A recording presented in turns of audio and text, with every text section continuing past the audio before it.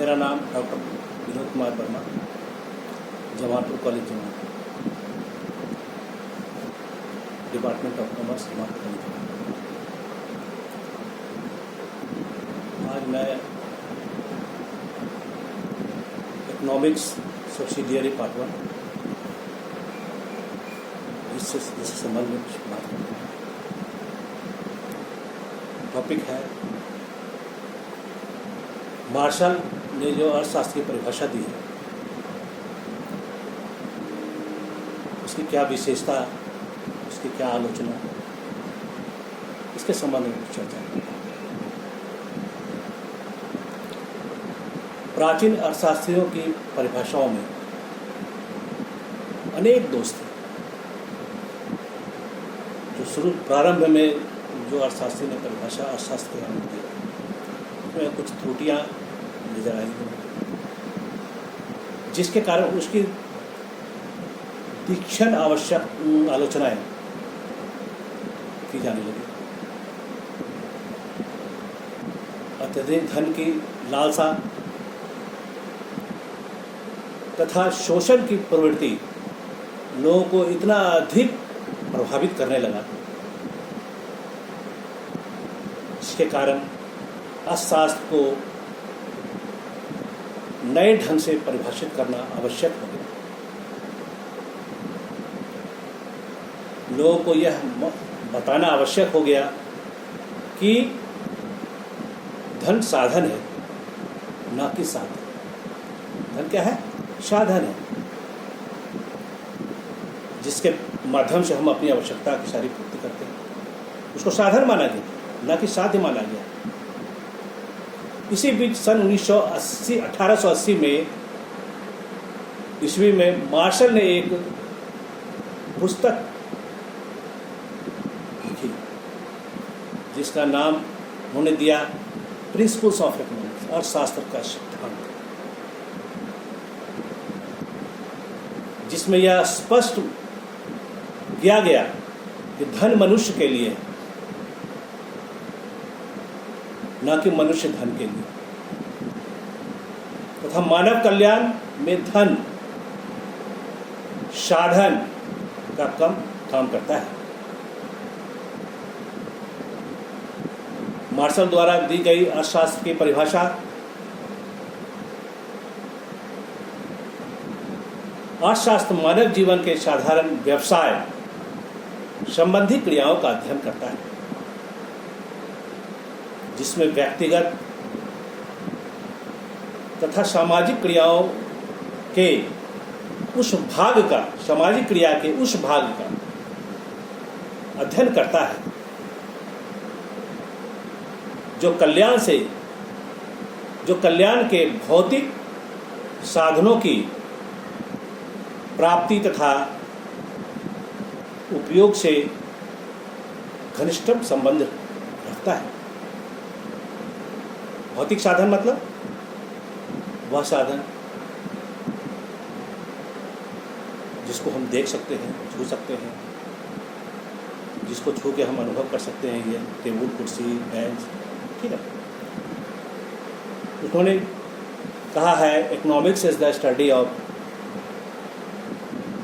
Mankind in the ordinary business of life. It's examine that parts of individual or social action. Individual मतलब क्या हो गया?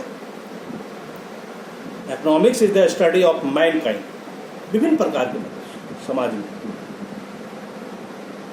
एक वैसा भी मनुष्य है जो समाज में रहता है, समाज में रह करके, सामाजिक प्रवृत्ति में रह करके वो कर्म करता है, और कर्म करने के उपरांत जो वो धन कमाता है और उसको उपयोग समाज में, परिवार में जो करता है, एक ऐसे मनुष्य का भी अध्ययन करता है।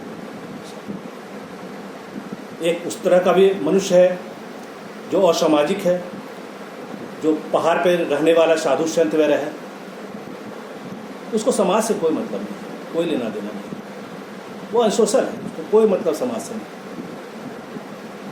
एक वह भी मनुष्य है जो जंगल में रहता है, और सामाजिक तत्व जिसको कहते हैं, वह लूटता है, खसोटता है, उसको सामाजिक प्रवेश से उसको कोई लेना देना नहीं, उस तरह का भी आदमी है। लेकिन मार्शल ने वैसे मनुष्यों का अध्ययन किया जो परिभाषा में उन्होंने कहा है कि वैसे मनुष्य का अध्ययन मार्शल ने अर्थशास्त्र में किया है जो सामाजिक प्रवेश में रहने वाले व्यक्ति और समाज में रह करके, परिवार के बीच रह करके वह जो आर्थिक कार्य करता है, वह कार्य जिससे अर्थ की प्राप्ति होती है, ऐसे मनुष्यों का अध्ययन अर्थशास्त्र में मार्शल ने किया। इसीलिए कहा है economics is the study of Mankind in the ordinary business of life. It's examine that parts of individual और सोशल एक्शन। सोशल एक्शन मतलब क्या हो गया? सोशल मतलब सामाजिक, समाज में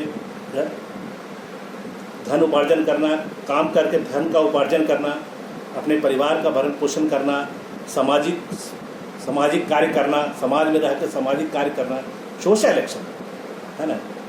ऐसे मानव का अध्ययन मार्शल ने अर्थशास्त्र में किया। ये तो मार्शल के द्वारा दी गई ये परिभाषाएं हैं। उसमें कुछ परिभाषाएं वो बहुत नई परिभाषाएं के रूप में भी उन्होंने दिया है। अर्थशास्त्र की परिभाषा से मिलती जुलती परिभाषा पिगू, चैपमैन तथा कैनन ने भी दिया है परिभाषा। उन्होंने मनुष्य को दो थीम है ना, उपरोक्त परिभाषा को दो चीज़ें महत्व के रूप में डाला है। वो क्या है? एक मनुष्य और दूसरा क्या है? मनुष्य का कल्याण। मनुष्य और मनुष्य का कल्याण, ये दो भाग को उन्होंने अर्थशास्त्र में मार्शल ने रखा है और इसी पर उन्होंने सारी व्यथा को उन्होंने अर्थशास्त्र में रखा है।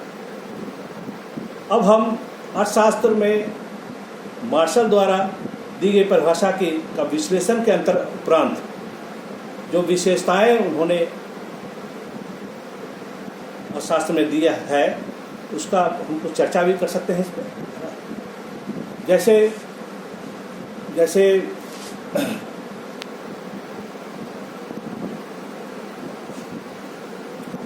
जैसे पहला है मनुष्य का धन की अपेक्षा अधिक महत्व दिया जाना।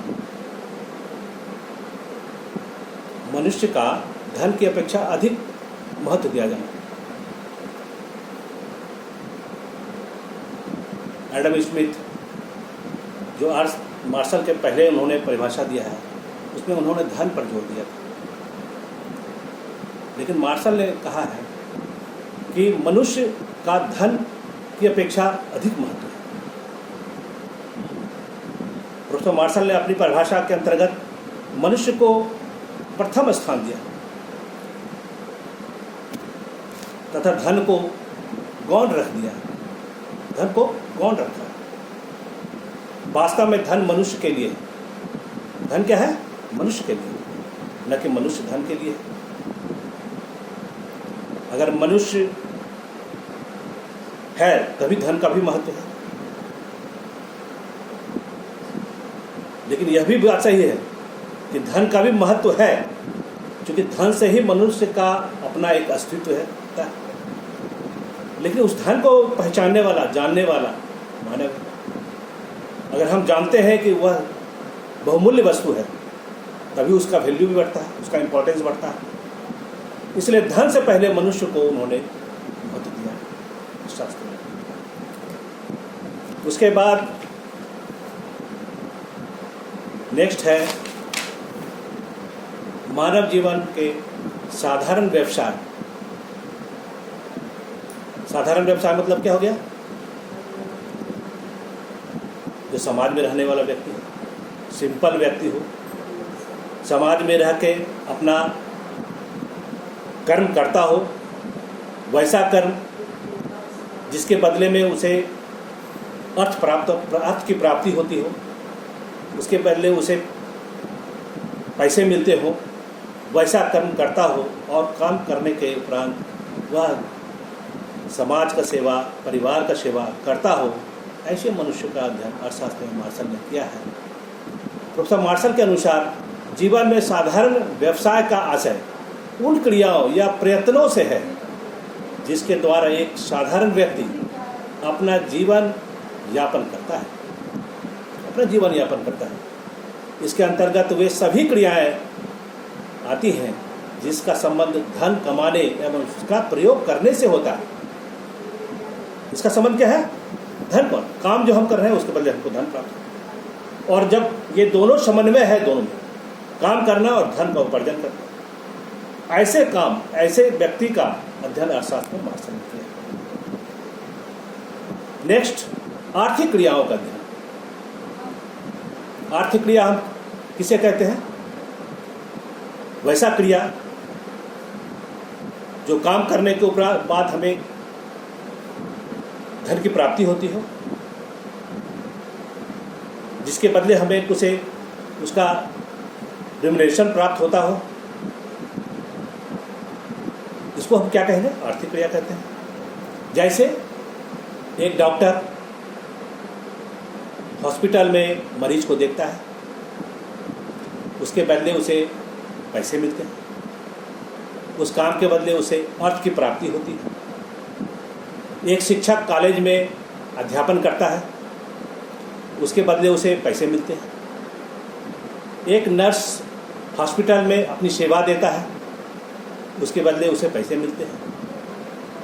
लेकिन ऐसे काम को हम आर्थिक क्रिया कहते हैं। क्योंकि वह डॉक्टर काम करता है, उसके बदले उसे पैसे मिलते हैं।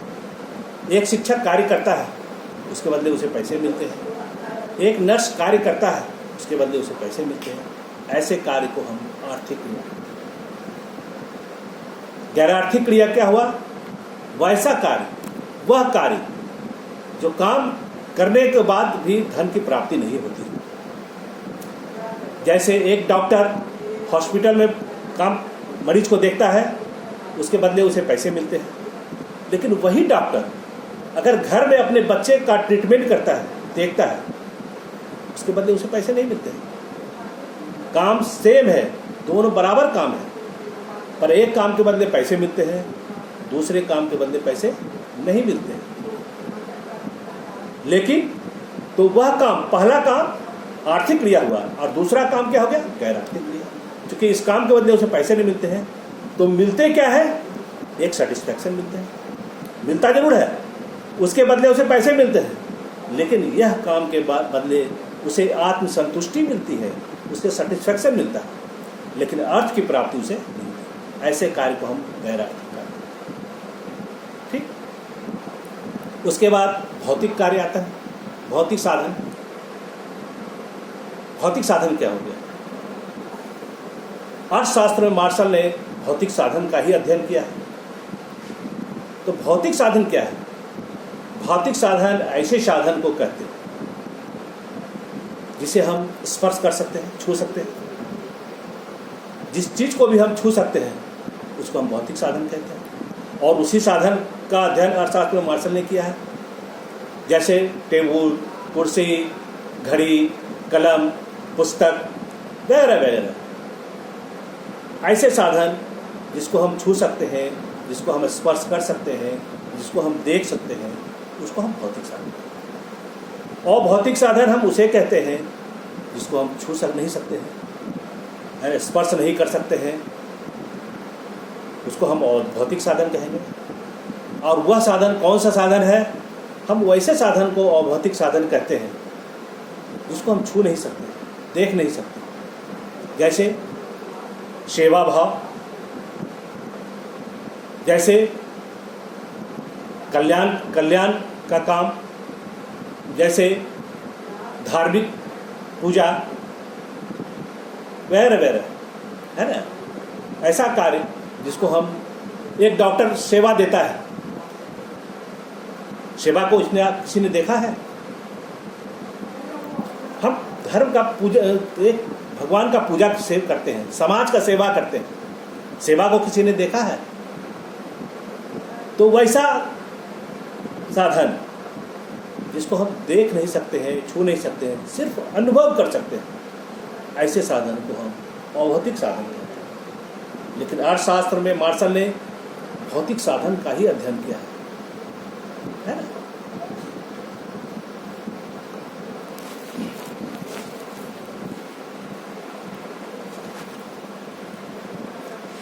नेक्स्ट, मानव कल्याण का अध्ययन। मार्शल के अनुसार केवल भौतिक साधन से ही मानव कल्याण हो सकते हैं। इसलिए मानव कल्याण से संबंधित केवल आर्थिक क्रिया और भौतिक पहलुओं पर ही जोर दिया गया है। आर्थिक क्रिया वह क्रिया जिसके बदले हम काम करते हैं, और भौतिक साधन जिसको हम छू सकते हैं, जिसको देख सकते हैं, जिसको हम स्पर्श कर सकते हैं, इसी पहलुओं पर जोर दिया गया। अर्थशास्त्र के अंतर्गत इसी पहलुओं का अर्थशास्त्र के अंतर्गत अध्ययन किया जाता है। भौतिक कल्याण मानवीय कल्याण का वह भाग है। भौतिक कल्याण मानवीय कल्याण का, मानवीय कल्याण में मनुष्य के कल्याण का वह भाग है जिसका मुद्रा के रूप में किया जाता है। इसको मुद्रा के रूप में किया जाता है। नेक्स्ट क्लास में हम करेंगे।